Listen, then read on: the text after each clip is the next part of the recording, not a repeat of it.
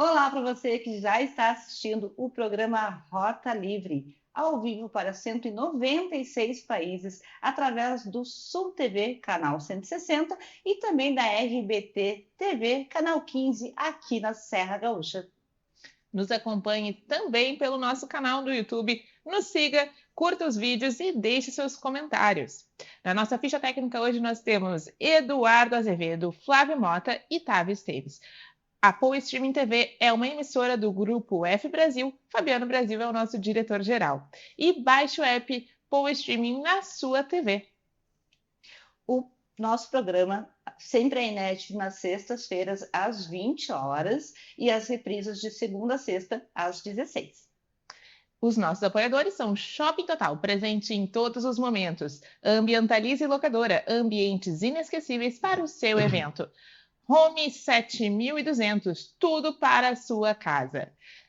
Agora nós vamos chamar um intervalinho comercial e já voltamos.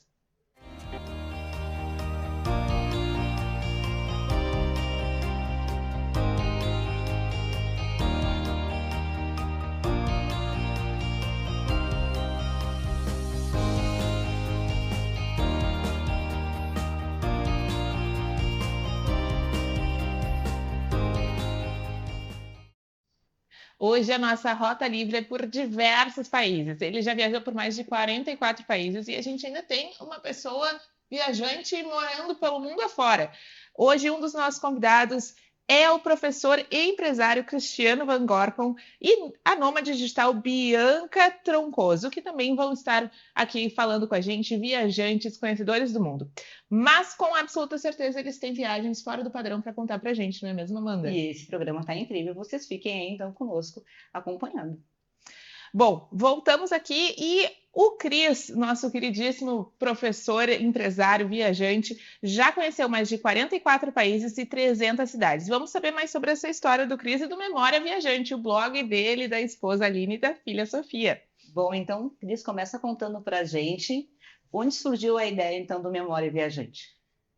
Bom, agradecer o convite de vocês, né, para participar do programa Rota Livre, né? E dizer que a gente sempre viajou muito, né? E as pessoas sempre perguntavam depois como é que eram os lugares, como é que eram as características dos lugares, a gastronomia, as paisagens, né?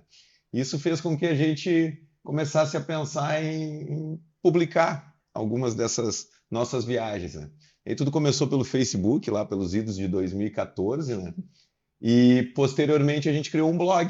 E aí, nesse blog de viagem, nós começamos a contar as histórias das nossas viagens e dar dicas para as pessoas, né? Com o objetivo de incentivar as pessoas também a viajarem.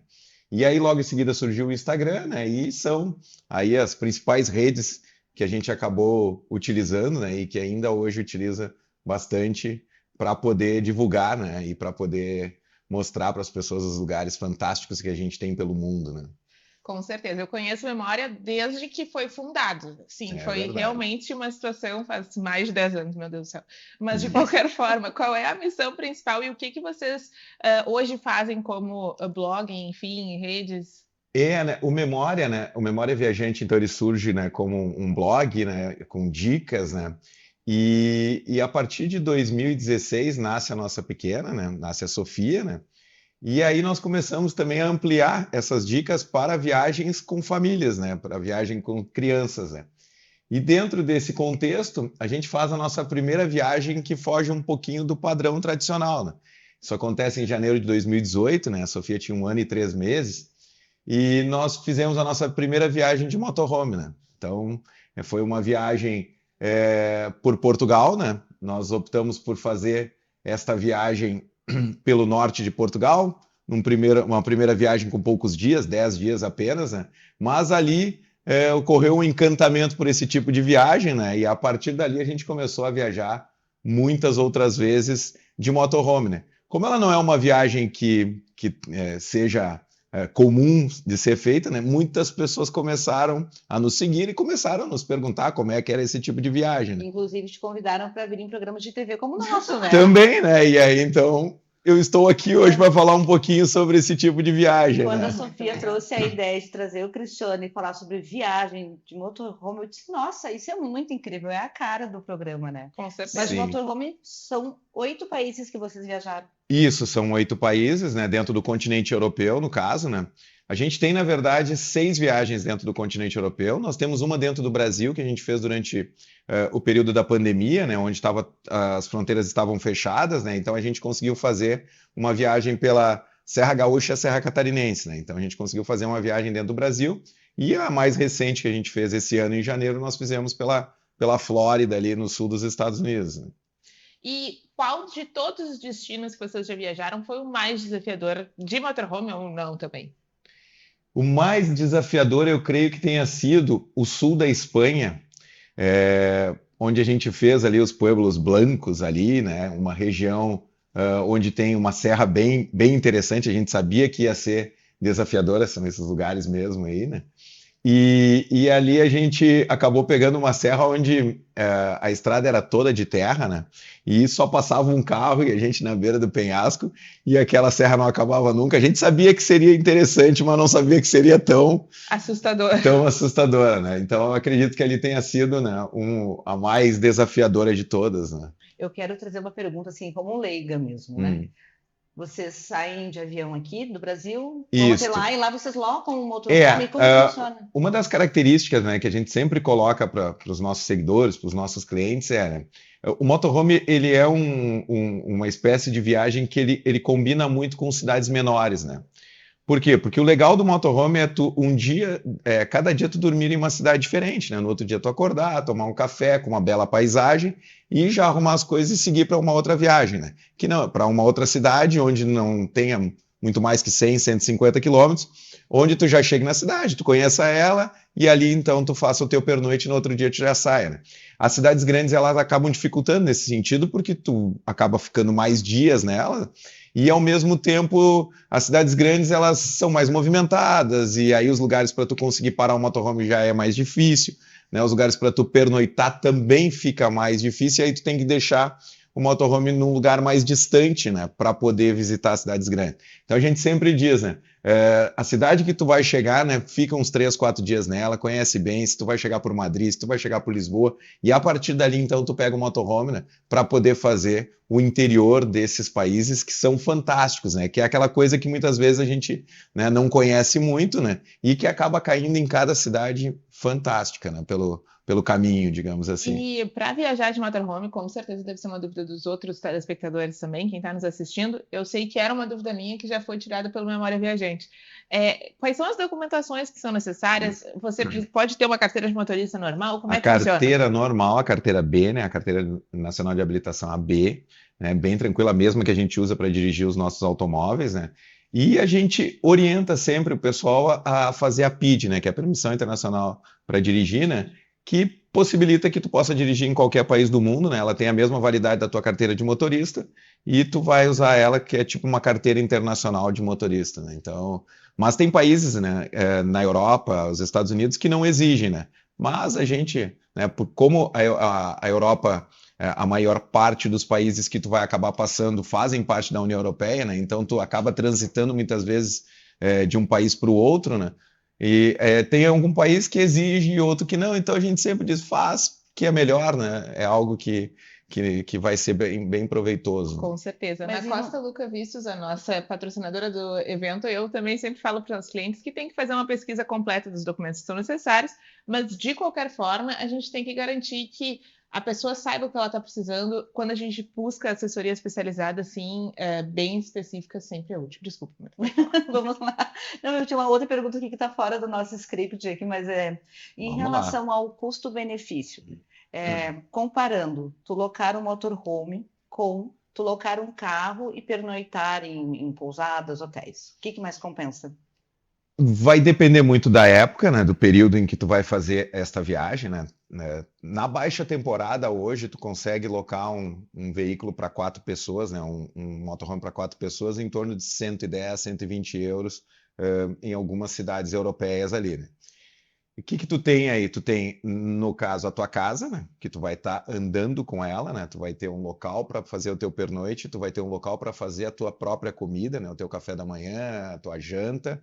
E também o teu veículo para poder se deslocar, né? O teu meio de transporte que vai ser o de deslocamento, né? Então, assim, ó, eu acho que em termos de um custo-benefício, ele acaba saindo um pouco menos, né? Tem, evidentemente, né, que dependendo da forma que tu vai optar por,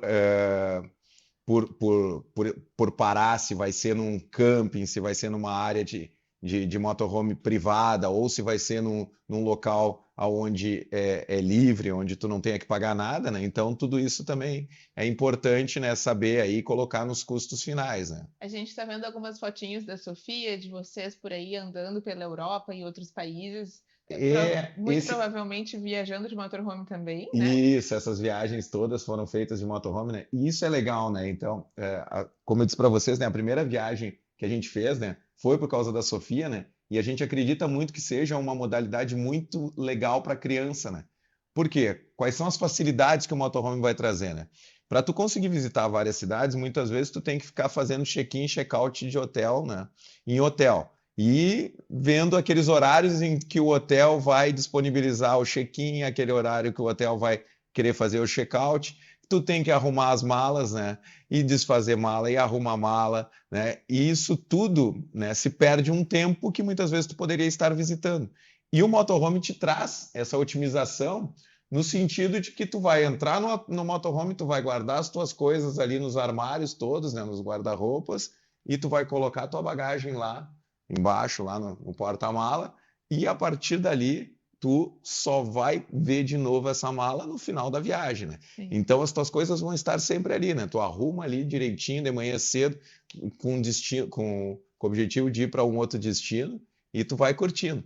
E a criança gosta muito, né? Isso é algo muito interessante. Por quê? Porque a criança vê uma casa pequena, né? E criança adora, né? A casa dela tá toda ali, né? Então ela tem o quartinho dela, ela tem o banheiro, ela tem a cozinha, e tudo acontece dentro daquele entorno, né? Inclusive os deslocamentos, né? O carro é aquele momento que ela também vai se deslocar, né? De um lugar para o outro. É quase uma casinha de boneca. E no caso de tu ter a opção, no momento que tu quiser parar para descansar, tu não precisa ficar esperando pelo check-in no hotel. Isso é muito importante também. Sim, e muitas vezes se precisa ir ao banheiro, né? Então a gente dá uma paradinha, né? E ela vai ao banheiro ali, ou deu fome, né? Então precisa parar para comer. Então ali ela tem a refeição dela. E as crianças muitas vezes, né? Para não fugir também da rotina dela, né? É importante, né? A gente ter ali também como fazer as refeições, né? Então, muitas vezes tu vai para um país onde a criança acaba não se adaptando muitas vezes à gastronomia daquele lugar, mas ali dentro do motorhome tu consegue fazer a comidinha que ela vai comer no horário certo, no momento oportuno, né? E que ela vai curtir bastante, né? Então é fantástico, né? Não só para casais, mas famílias com crianças adoram fazer essas viagens de motorhome, né? Olha, É algo encantador. O que eu curti foi te ter aqui conosco e essa entrevista poderia durar 1 hora. Ah, que legal. Tem muita história para contar mesmo. Tem muita coisa. Já fica o convite para nos contar sobre a viagem para a Flórida junto com a Aline e com a Sofia e a gente já falar sobre vários outros destinos, com certeza. Muito obrigada, Cris. Vamos lá. E seguindo disso, pessoal, eu queria mostrar para vocês os nossos parceiros de sempre. Doce Mundo de Elizabeth está aqui com brigadeiros para presentear os nossos convidados. Cris, por favor, fica à vontade. Obrigado.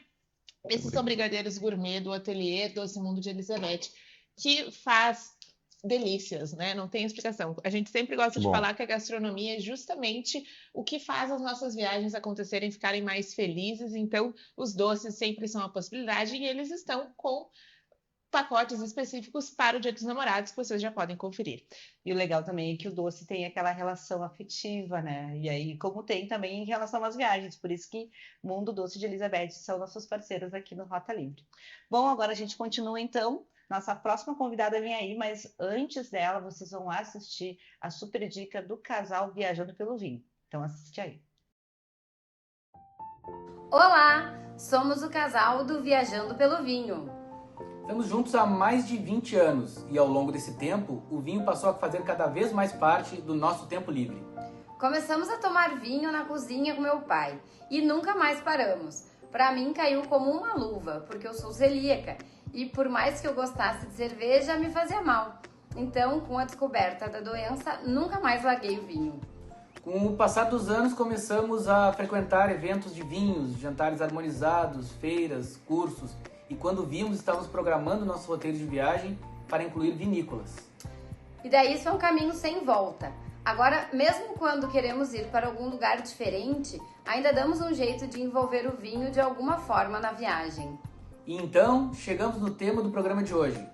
Como saber comprar vinhos durante uma viagem? Quando vocês viajam, planejam as compras ou vão sendo levados pelo que encontram? Eu já respondo que pra gente depende da viagem.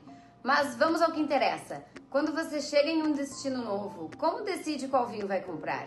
Muitas vezes podemos experimentar antes nas vinícolas, o que ajuda muito. Mas muitas vezes até nos supermercados tem excelentes opções para comprar, né, nas viagens. E daí, como saber o que comprar? É daí que a gente chega no nosso primeiro tema que vai gerar polêmica aqui no Viajando.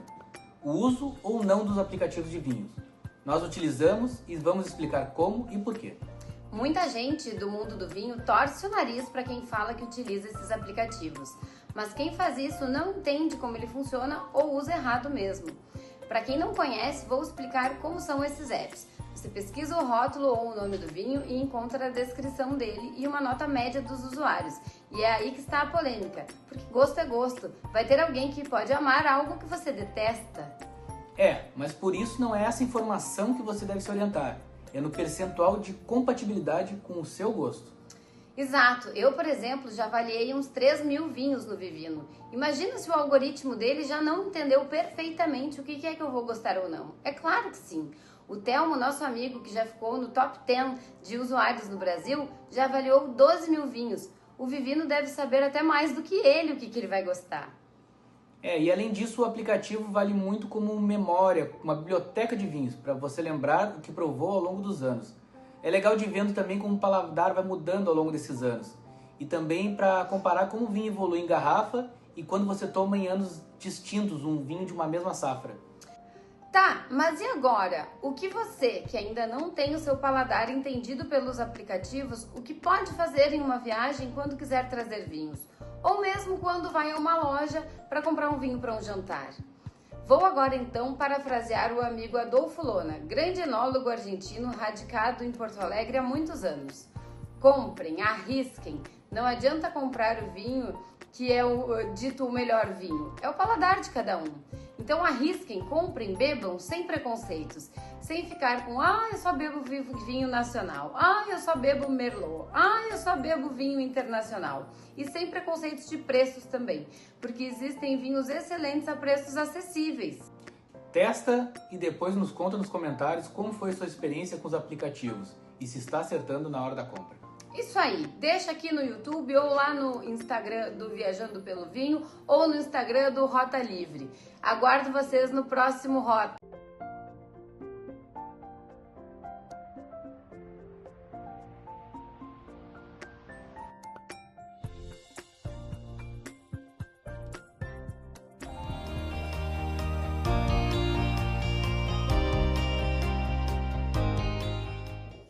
É sempre uma delícia viajar com vinho, não é mesmo? Muito obrigada para o nosso casal.